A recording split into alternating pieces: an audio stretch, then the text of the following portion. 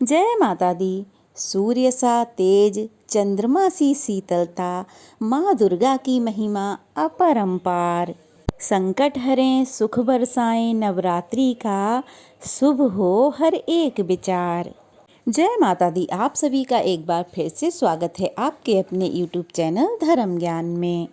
नवरात्रि केवल एक व्रत या उत्सव ही नहीं, बल्कि आत्मशुद्धि, साधना और माँ भगवती की कृपा प्राप्त करने का एक दिव्य अवसर है। ये 9 दिन शक्ति, भक्ति और साधना के हैं, जहाँ हम अपनी पूजा पाठ को, अपनी चेतना को माँ दुर्गा के चरणों में अर्पित करते हैं। लेकिन क्या हमें सच में पता है माँ की पूजा की सही विधि, ताकि हम अपने घर में माँ की सच्ची पूजा, सच्चे मन से की गई पूजा कर सकें? हम कैसे शास्त्र संबंधी विधि से अपने घर पर माँ की पूजा अर्चना करें, ताकि माँ का पूर्ण आशीर्वाद हमें प्राप्त हो सके? तो चलिए आज के वीडियो में हम जानेंगे नवरात्रि की बहुत ही सरल पूजा विधि, जो कि न केवल आसान है, बल्कि आपकी भक्ति और पूजा को और भी ज़्यादा प्रभावशाली बना देगी। नवरात्रि में माँ दुर्गा के 9 रूपों की पूजा की जाती है, और माँ के 9 रूपों में प्रथम रूप है माँ शैलपुत्री का, जो कि पर्वतराज हिमालय की पुत्री हैं। तो चलिए जानते हैं सरल पूजा विधि के बारे में। तो चलिए सबसे पहले शुभ मुहूर्त के बारे में जान लेते हैं। चैत्र नवरात्रि साल 2025 का पहला दिन 30 मार्च रविवार को पड़ रहा है, और प्रतिपदा तिथि प्रारंभ होगी 29 मार्च शनिवार शाम 4:28 से। प्रतिपदा तिथि समाप्त होगी 30 मार्च रविवार दोपहर 12:49 पर। और कलश स्थापना का शुभ मुहूर्त रहेगा सुबह 6:13 से 10:22 तक। दूसरा मुहूर्त रहेगा अभिजीत मुहूर्त 12:01 से 12:50 तक। तो आप इसी बीच अपनी कलश स्थापना कर सकते हैं, पूजा कर सकते हैं। ये पूजा का शुभ मुहूर्त है।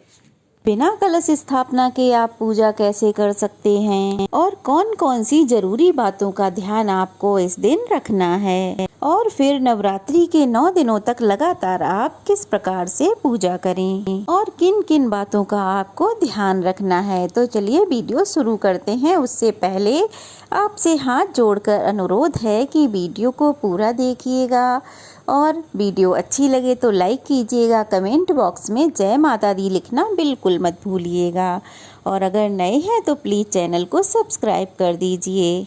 साथ ही हमारे चैनल पर हर दिन अपलोड होने वाली नवरात्रि की कथाएं भी ज़रूर सुनिएगा। नवरात्रि के पहले दिन की पूजा में आपको अधिक समय लगेगा, क्योंकि पहले दिन हमें कलश की स्थापना करनी होती है। तो जो भी आवश्यक सामग्री है उसे आप पहले से ही तैयार करके रख लें, ताकि पूजा में से आपको बार बार उठना ना पड़े। तो सबसे पहले स्नान करके आपको अपने पूरे घर में गंगा जल छिड़क के शुद्ध कर लेना है।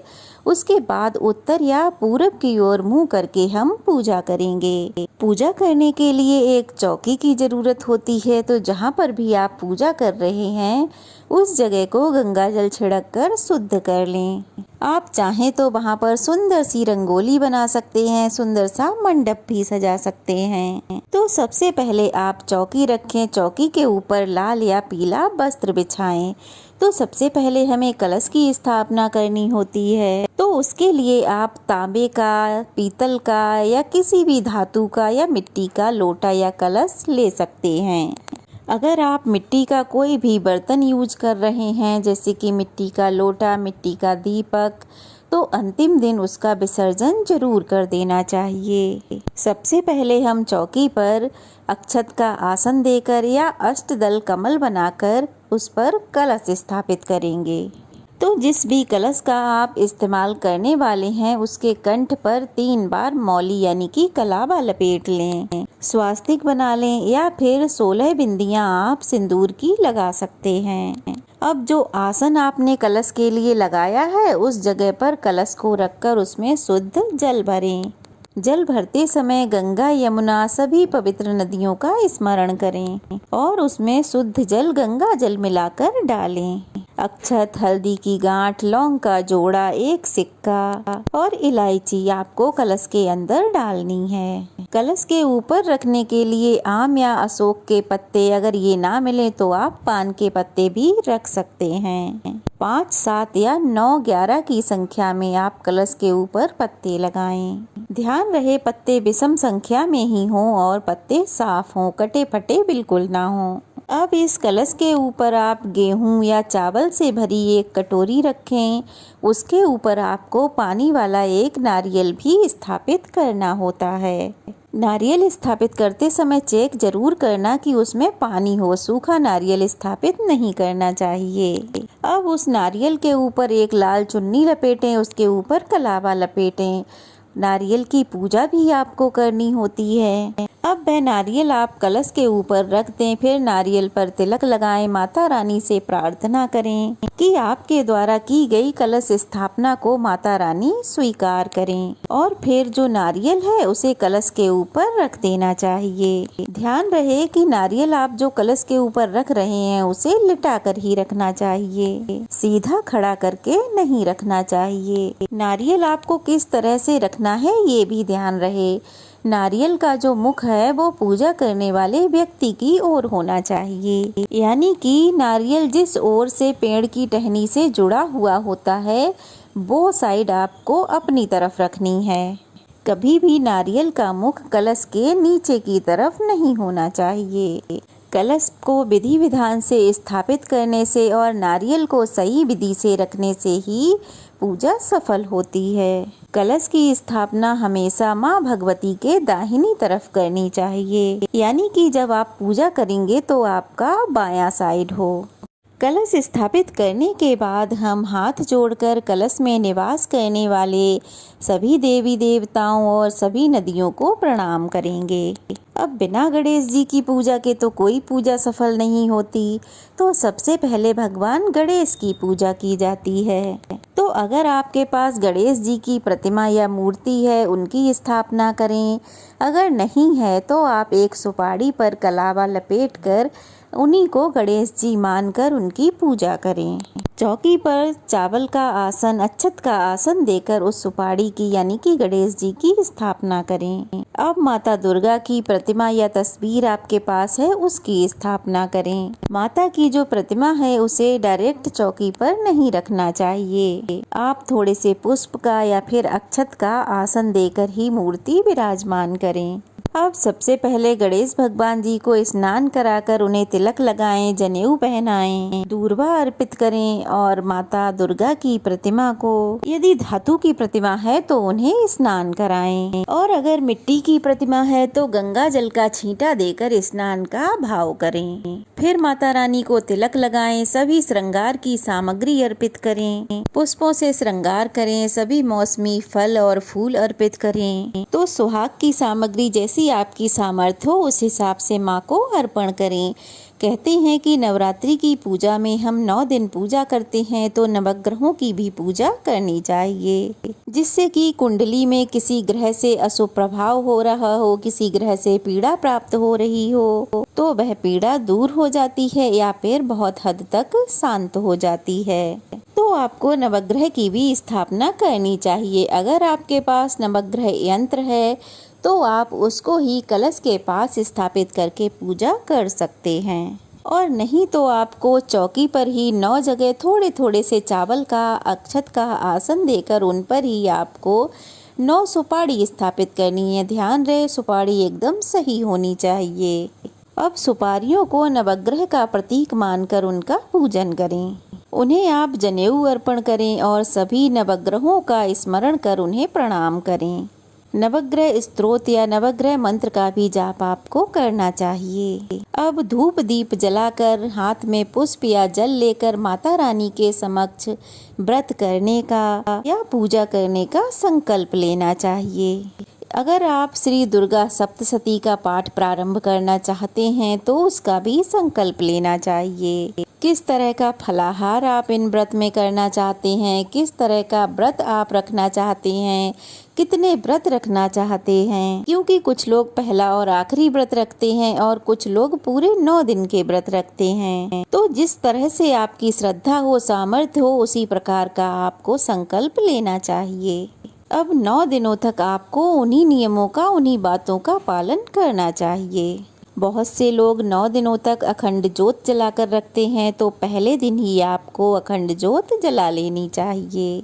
अगर आप अखंड ज्योत 9 दिन तक ना जला पाएं, 24 घंटे तक ही आपको अखंड ज्योत जलाने का मन है, आपकी श्रद्धा है, तो आप केवल 24 घंटे ही अखंड ज्योत जलाने का संकल्प ले सकते हैं और इस प्रकार से आप पहले दिन की पूजा शुरू कर सकते हैं। पहले दिन की पूजा में समय थोड़ा ज़्यादा लगता है, तो ध्यान रहे कि जो भी सारे काम हैं आपको पहले से ही निपटा लेने चाहिए, ताकि आप पूजा करते समय आपका मन बार बार बेचैन ना हो, ध्यान इधर उधर ना जाए। अगर आपने अखंड ज्योत जलाई है तो ध्यान रहे उस दीपक को आपको बार बार हिलाना नहीं है। जिस जगह पर आपने पहले दिन स्थापित कर दिया है उसी जगह पर वह स्थापित रहेगा। और जो आरती आप करेंगे उसके लिए आपको अलग से एक दिया जलाना चाहिए, या फिर आप कपूर जलाकर भी आरती कर सकते हैं। बिना कथा के व्रत अधूरा माना जाता है, तो कथा जरूर सुने। अगर आप 9 दिन के व्रत नहीं भी रख रहे हैं तब भी आपको पूरे 9 दिनों तक माँ भगवती की कथा जरूर सुननी चाहिए। अब माता शैलपुत्री के मंत्रों का जाप करने के बाद, माँ शैलपुत्री की कथा सुनने के बाद कपूर जलाकर, दिया जलाकर माता की आरती करें। और ध्यान रहे भोग हमेशा आरती करने के बाद ही लगाना चाहिए। वैसे तो नवरात्रि के 9 दिनों में माता रानी को अलग अलग भोग लगाया जाता है, तो अगर आपको इस बात की जानकारी ना हो या आपके पास ऐसी सामग्री ना हो, तो ऐसे में आप लौंग, इलायची, पान और दूध या दूध से बनी मिठाई का भोग माता रानी को लगा सकते हैं। मन में अगर श्रद्धा हो तो माता रानी हर अभाव को स्वीकार करके प्रेम से आपने जो भी उन्हें भोग लगाया है वो माता रानी अवश्य ही स्वीकार करती हैं। तो इसके लिए आपको नवरात्रि के हर दिन में, अगर आपके पास छोटा हवन कुंड है तो उसमें, नहीं तो आपको मिट्टी का एक बड़ा दिया लेना है, उसमें रोज अग्यारी देनी चाहिए। अग्यारी के लिए आपको गाय के गोबर का उपला चाहिए, तो छोटे छोटे टुकड़ों में उसे तोड़ लें और थोड़ा सा उपला आप सुलगा लें। उसके बाद उसी से आप माता को अग्यारी दें। अब उस उपले पर आपको कपूर डालकर, थोड़ी सी हवन सामग्री डालकर, लौंग का जोड़ा घी में डुबोकर उस जलते हुए उपले पर चढ़ाएं। और जो भी भोग आपने माता रानी के लिए बनाया है, चाहे वो मिठाई हो, मिश्री हो, कुछ भी हो, उसे आप जलते हुए उपले में यानी अग्यारी में जरूर चढ़ाएं। इसी तरह से अग्नि देवता के माध्यम से माता रानी अपना भोग स्वीकार कर लेती हैं। भोग अर्पित करने के बाद जल का छींटा हवन कुंड के या मिट्टी के दिए के चारों ओर जरूर देना चाहिए। हाथ जोड़कर सबसे अंत में क्षमा याचना करनी चाहिए, ताकि पूजा पाठ में अगर कोई जाने अनजाने गलती हो गई हो, कम या अधिक हो गया हो, तो उसके लिए माँ भगवती आपको क्षमा कर सकें। इस प्रकार सुबह की पूजा करी जाती है। फिर दिन भर उपवास रखने के बाद शाम को भी विधि विधान से पूजा जरूर करनी चाहिए। यदि आपके पास दुर्गा सप्तशती का पाठ करने का समय सुबह है तो सुबह पढ़ लें, नहीं तो शाम को भी पढ़ सकते हैं। अब जानते हैं कि शाम की पूजा कैसे करनी चाहिए। तो शाम की पूजा करने के लिए आप स्नान कर लें, और अगर स्नान करना संभव ना हो तो जो वस्त्र आपने पहने हैं उन्हें बदल लें और हाथ मुंह धोकर शुद्ध हो जाएं। अब धूप दीप जलाकर शाम की पूजा में माता रानी को भोग लगाएं, आरती करें, और यदि समय हो तो जैसे आपने पूजा करते समय सुबह कथा सुनी थी, वैसे ही शाम को भी आप माँ शैलपुत्री की कथा सुन सकते हैं। और हर दिन की कथा आप शाम के समय भी रोज सुन सकते हैं। और अगर आपके पास समय नहीं है तो शाम की पूजा में आप धूप दीप जलाकर माता रानी की आरती करके जो भी फलाहार आपने अपने लिए बनाया है उसी का माता रानी को भोग लगाएं। फिर उसी को प्रसाद रूप में स्वयं भी ग्रहण कर सकते हैं। शाम का फलाहार करने से पहले हमेशा फलाहार का एक हिस्सा गौ माता के लिए, या फिर आपके घर में कोई छोटी कन्या है या आसपास कोई छोटी कन्या है, उसे प्रसाद देने के बाद ही आप स्वयं प्रसाद ग्रहण करें। इस तरह से आप पहले दिन की पूजा करें और फिर 9 दिन तक इसी तरह से विधि विधान से माँ की पूजा करें। पूजा विधि रोज एक जैसी ही होती है, बस भोग अलग अर्पित करना होता है। अगर आप रोज अलग अलग भोग अर्पित नहीं कर सकते हैं तो जैसा आपको अभी मैंने बताया वैसा भी आप कर सकते हैं। बस ध्यान ये रहे कि सुबह और शाम आपको पूजा जरूर करनी चाहिए। इस तरह से आप पूजा करके अपने नवरात्रि के व्रतों को सफल बना सकते हैं। वैसे तो नवरात्रि में कलश की स्थापना जरूर करनी चाहिए, और अगर आप कलश की स्थापना नहीं कर पाते हैं तो ऐसे में आप बिना कलश की स्थापना किए भी पूजा कर सकते हैं। तो ये थी आज की वीडियो, कैसी लगी कमेंट बॉक्स में ज़रूर बताइएगा। अच्छी लगी हो तो वीडियो को लाइक कीजिए, ज़्यादा से ज़्यादा शेयर कीजिए, ढेर सारा प्यार और आशीर्वाद दीजिए। अगर नए हैं तो प्लीज़ जल्दी से चैनल को सब्सक्राइब कर लीजिए। कमेंट बॉक्स में जय माता दी लिखना बिल्कुल मत भूलिएगा। और अगर आपका कोई प्रश्न है या कोई सुझाव है तो आप उसे भी कमेंट बॉक्स में पूछ सकते हैं या मुझे बता सकते हैं। तो चलिए फिर मिलते हैं, तब तक के लिए जय माता दी।